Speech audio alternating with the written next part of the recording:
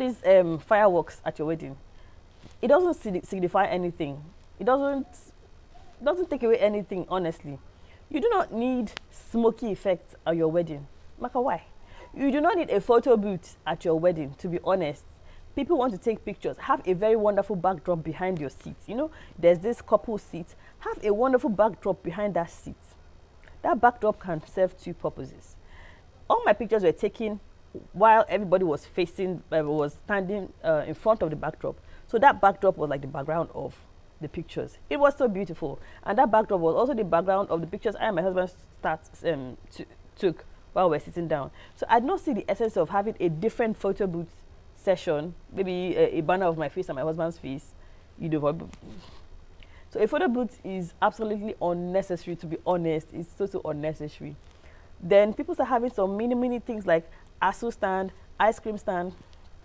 Anyways, I know that if you clicked into this video, you don't have intentions of doing ASU stand and ice cream stand. I just know that for you to click this video, you don't have any intentions of doing that. So like I said, your budget is necessary. Now, things that I took priority over. Okay, then also your cake. There are some people that feel like they need to have like this very long tiered cakes, especially for those that are doing white wedding. You know, if you want to go for that, you can actually have dummy cakes and real cakes. A lot of people do it, but to me, I don't really see the essence of why do I want to impress people with all of that. I can just do the cake that I can afford. You know, why put fake cake there? You know, but that's a thing people do. A lot of bakers actually advise it. If you want to have a beautiful looking cake, they'll put like all these long tier cakes. They'll put dummy cakes and they also put real cakes.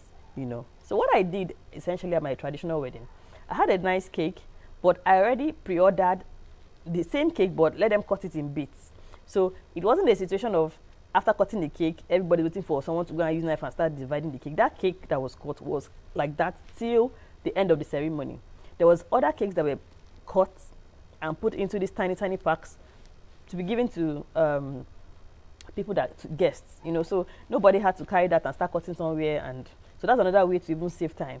You know, a lot of people will say that is actually time wasting.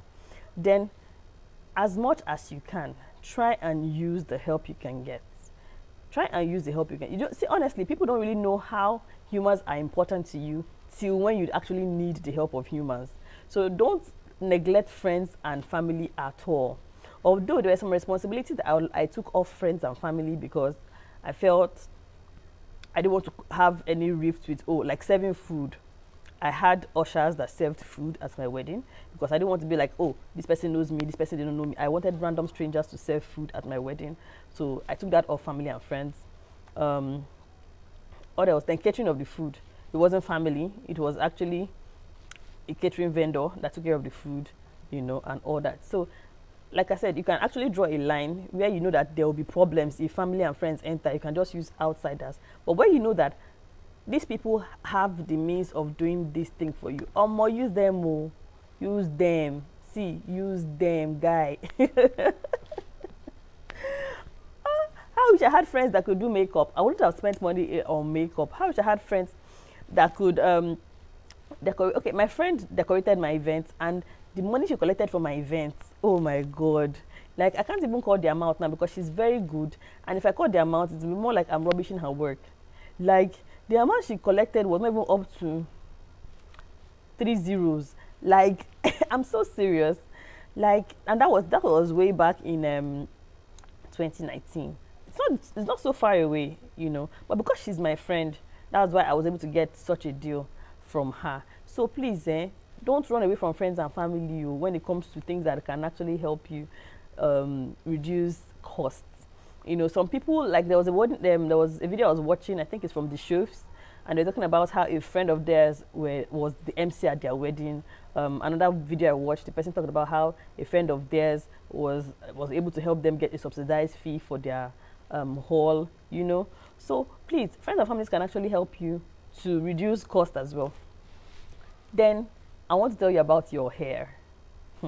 There's this trick I want to give you about your hair. Do you know how expensive bridal hair making is? Bridal hair making is very expensive. So what you can do, make your hair before your wedding, and don't tell your stylist that you're making your hair for your wedding. I made my hair a day before my wedding at a random salon. I looked at the style I wanted to make, and I took it to the salon, and I told her that there's something in church we are doing. It's for a traditional stuff. Help me make this hair.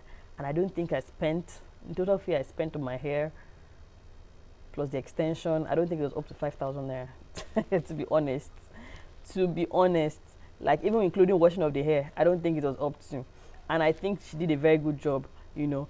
So it was like a gel pack with bun and all this. Don't worry, I will upload a video of my wedding, maybe a short clip of my wedding in a later time.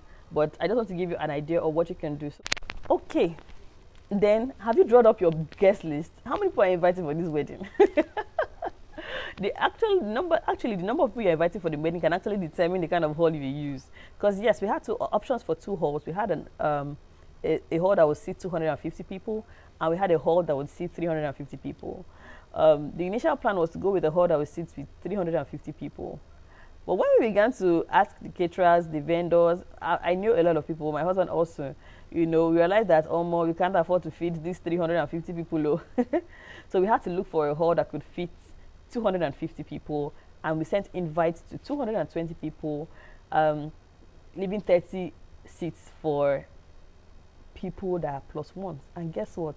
That hall was filled, and even when people left, and like some people obviously came very early, and by the time we left, when other people were coming in, the hall was still filled. So that means we had more than 250 people, right? So we gave invites to 220 people, but we gave room for 30 seats extra. So that's another tip you need to have, so that you don't end up unsatisfying a lot of people. Even as at that, I think there were a few people that did not even have food to eat, because we budgeted, even as we gave invites to 220 people, we made food for 270 people. The initial plan was 250 people. My brother came up with the plan of having 20 plates extra. So we ended up having 270 plates dished out that day of food, and there were still like 2 or 3 people that still did. Consider simplifying your meal options. To be honest, people actually are going to enjoy meals not based on the variety, but based on the fact that they are tasty meals. So don't compromise on the quality of the food than start providing quantity. You know, a lot of people have different options, and the foods don't taste so nice. What I had at my wedding was just ofada rice, jollof rice, fried rice. Those are the rice options. Then 2 kinds of swallow. I think we had semo and eba. Then we had 2 various soups. I think that is okay. You don't have to start doing like 4 or 5 soups, then start doing coconut rice, basmati rice, guy. You know, just, to me, I felt that quality was what I was going for when it came to food. I did not compromise on food. I didn't compromise on photography and videography, and I didn't compromise on my wedding cake. I even compromised on my wedding outfits, because I personally bought cheapest shoes ever. Like, I just felt like my shoes was not going to be a statement for me. It was my attire that was going to be a statement for me. But I felt my shoe was not good. I just needed a gold shoe. So I just went to the market and picked a random gold shoe. My purse was a statement for me, but I felt that pictures will not really do justice to a very expensive shoe, but pictures will do justice to very nice attire and purse. So I did not compromise on picture quality. I didn't compromise on food. I didn't compromise even my decoration. I did not. I would say because my decorator was my friend, so I got a very good deal. You know, but her work was awesome and excellent. I'll put the handles of my vendors in the description box below, so in case you want to contact them for any of your events, feel free.